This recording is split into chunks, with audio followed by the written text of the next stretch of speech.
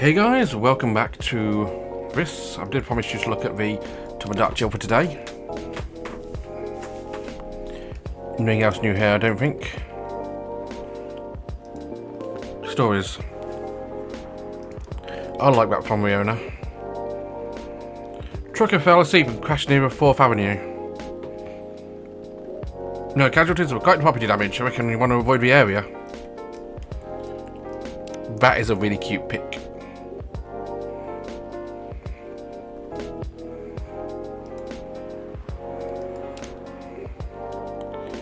Kimono pods. Wonder how everyone's doing. And Lucas, does everything happen for a reason or nah?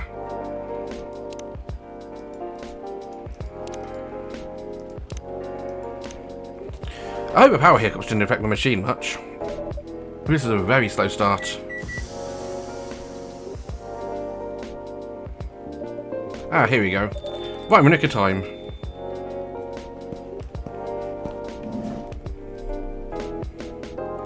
Hi, it's Silver and, Hey, it's you two. At least to see you safe and sound. Hi, Fudce. Yes, we're also very relieved. It was a little scary last time. We analysed the events of the evening, and we found 31.245% frightening and 68.755 distasteful. Leaving in such a hurry is not an experience we care to repeat. Hopefully it was really a quieter evening. Yes, that's our wish. Anyhow, greetings are customary in cafes, bars and restaurants, are they not? Therefore, good evening. Good evening in reality. It should be good night. We find that very strange. But good evening is a way to say hello. But good night is a way to say goodbye. Is this assuming that you never start an encounter at night? Because of that thing, you would appear to be very empirically wrong. For example, there's a second time we meet Earthchild, and both times have been at night. Our 100% sample does not bear out the aforementioned premise. Additionally, the very concept of evening and morning seem only marginally... Amanda? Yes, what is it? I think Fudce tried to interject a couple of times. Forgive me if I'm mistaken, Fudce. Ah, no, it's alright. Don't think it's important to say. Truth is, I'm not sure why our greetings have a circadian rhythm. Things are creatures of habit, I suppose. They get attached to certain ways of using language. Don't seem to question the actual meaning of words. Yes, at least in this particular case, no one's getting hurt. Since I arrived here, I observed some thought and use of language can have much more painful effect. Indeed. We see and we agree, and we apologise for interrupting you, Fudce. Oh, don't worry about it. Communicating with a hive connection is rather challenging. Besides, we have a somewhat heightened mental state. We have been finding Earth quite curious. Extraordinary, even. We are keen to absorb as much information as we can during our visit. Since our siblings who have previously visited Earth came back with findings of rather superficial nature. And we're excited to gather data and will still advance the science of Earth studies. Our return to a hive will be triumphal. Of course, do not do such things for glory. But still, we are looking forward to seeing our work recognised. So are you a scholar, Miss Amanda? Yes, that's good equivalence of what we are. We specialise in data gathering and analysis of poorly charted territories. That sounds impressive. Oh, DGAPCT is much less impressive than our siblings' mission. Silver is an explorer and an adventurer. He is deserving of respect. And his mission to find a prospective partner is of the utmost importance. Still a prospective, huh? No progress on that front, I suppose? Well, I wouldn't quite say that. Very intriguing. You're always so professional, Fudce. You rarely ask difficult, direct questions. I think you're a little curious about the gossip, right? What is gossip? Gossip is information about what goes on in other people's lives. Ah, we see. So it's like data on individual beings, then? Yes, that sounds about right. We love gossip. What is wrong with it? Oh, nothing at all. I would love to listen to yours. But let me at least make you a drink first. We must consider our choice of drink carefully. We suggest our sibling goes first. You ready to order, Silver? I have an idea, yes. Could you expect an interesting new recipe? You're a barista now, staff now, after all. A barista? How am I... Oh, you remember a cafe? Yes, you mentioned you were opening one, didn't you?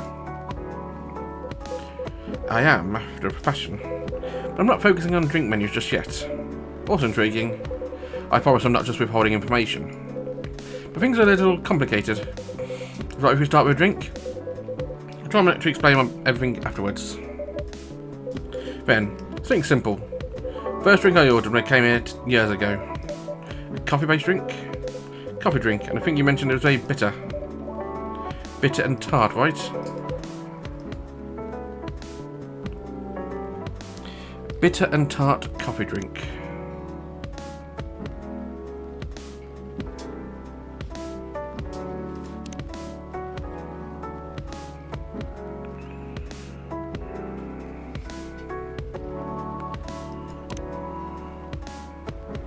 Let's try coffee lemon coffee.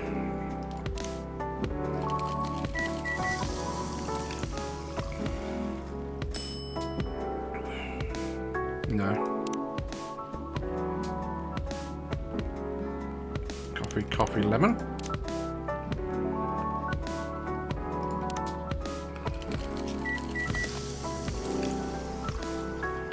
Black lemon, that'll do. And I'm actually going to give you the agent's card.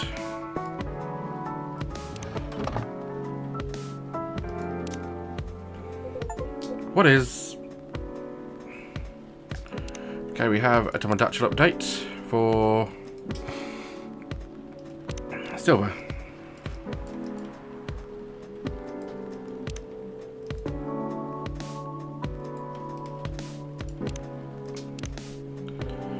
And black lemon. What is... I got off the agent last time he was here. This is quite something. Thank you, Fudce, truly. You don't know how much it helps, but it really does. Don't mention it. I thought, you know, maybe you'd find a way to put it to good use. I'm sure I can figure something out. You seem to have grown creative over months. I guess I have somewhat. I'll let you know how this plays out in the end. Thank you again. Here's a black lemon. Which definitely looks what I had in mind. And it tastes interesting. Very minimal yet strong. Very enjoyable. I think I might prefer sweeter things, but I'm glad I tried this one.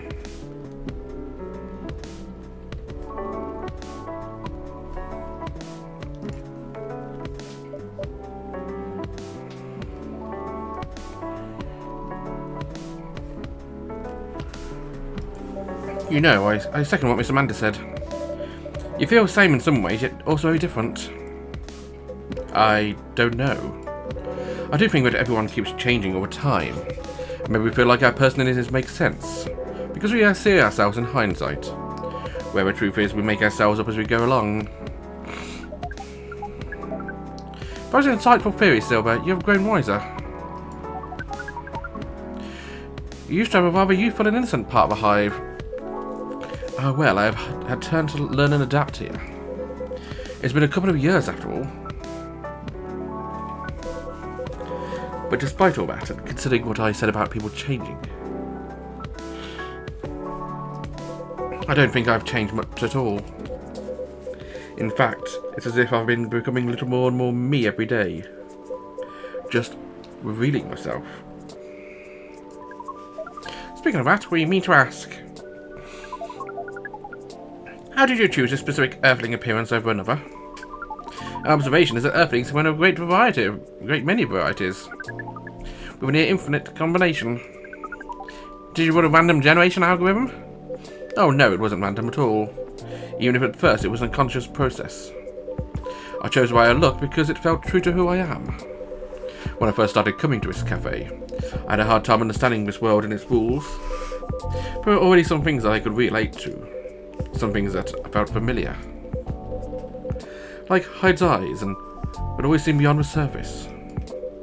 Or Gala's outfit, which is a sign of kindness and trust. I borrowed those traits from him without even realizing. You took inspiration from them? Yes, our species seems to have the ability to do that. But Gala's passion I couldn't keep after all. It came with responsibilities. People stopped me all the time to ask me for medical advice. I can see that would be problematic. Yes, when I found fictional universe. Where stories take place from the stars, so I changed my outfit to imitate theirs. And at some point it all came together.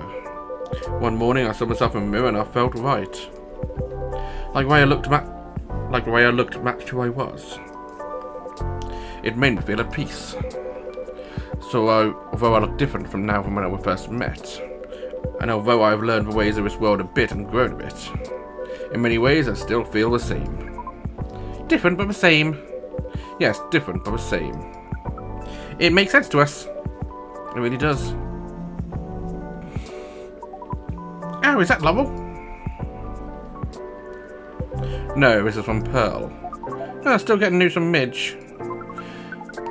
We think the odds are now 84.308, but she is phantoming you. Do you mean ghosting? We mean phantoming, as in when you think you hear a sound.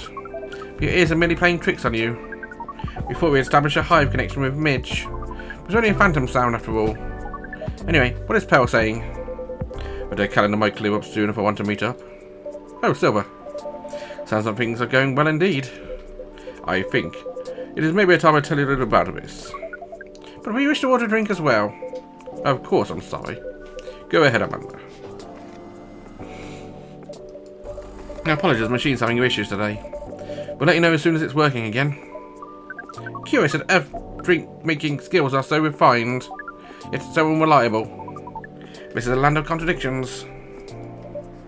It sure is. But do carry on, sibling. Right, so I've been relying on Amanda to help me with the online part of the online dating. It's been working really well. On average, there have also been some small issues. Earthlings are strange. Online dating has a reputation for emphasizing that. Yes. Some Earthlings express their interest, but when you say hello, they never answer back. But in real life, saying hello is a starter point for 99.845% of conversations. Seems that online, more humorous or breeding-orientated openers are favoured. However, if an opening is entirely horned, it's considered out of bounds and angrily dismissed. Horned? Yes, but when prospective partners send you close-up pictures of their horns. People do that? Oh yes. I think we'll be fine after a bit of conversation, but if we get in a mood, they ask me first, and I'll probably say yes. Horns can be really pretty, you know. Feels really strange when that's the first thing they do, before they even write a single word. I can imagine. And sometimes the Earthlings express interests, but after reading a joke that is statistically funny 99.908% of the time, the answer is a sad face and block communications. Funny for you 99.9% of the time. Yes. Fortunately, online dating is governed by the law of large numbers, which favours persistence. We are patient. Amanda's spending a lot of time on the app. It started to work out. I'm now in conversations with some really nice people, especially Pearl. We prefer Lovell. Her facial features are more symmetrical. But still we seem to favour the asymmetrical Earthling. It's just... she sounds like a really good person. She is a communications director for a charity that fights homelessness. She cares about other people a lot. I don't think she's been very lucky in return. But she's very funny and curious of everything, and her smile. Please desist. We can set your hormones boiling. And she's a person you might be getting a date with? I do really hope so.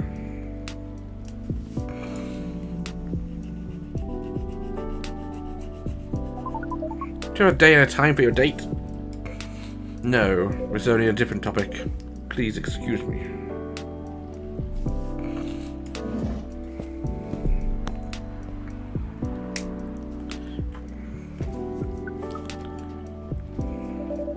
So I take it you've been enjoying your time on Earth, Miss Amanda?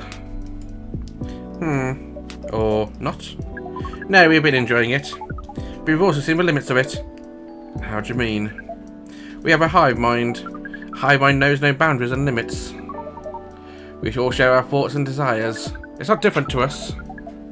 We're born connected, but Earthlings are guarded. We have complex emotions. We have no means of truly knowing what everyone else feels. That makes them afraid of judgment and of hurt. It must be very difficult and painful for them to deeply connect. There's so much I must let go of first. We could not live like that.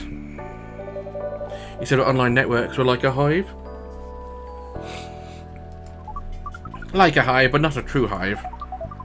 A true hive requires honesty and directness. I've had a desire to deeply understand others. I see. You don't think you could ever adapt the way Silver has? Silver is different. Even when he was part of us, we could sense him looking outwards. That's why he has become such an amazing explorer. That is why he made the effort to learn Earthlings' codes and behaviours. He did not just want to understand, he wanted to experience. We are not like him. We want to seek knowledge for what is different from us. But once we have that knowledge, we are satisfied. Uncovering it and bringing us back to what makes us happy. This is curious. Seems we are picking up some Earthling instincts after all. It's a good thing our data readings here should be soon complete. And Silver's on his way to getting a date. It would appear so.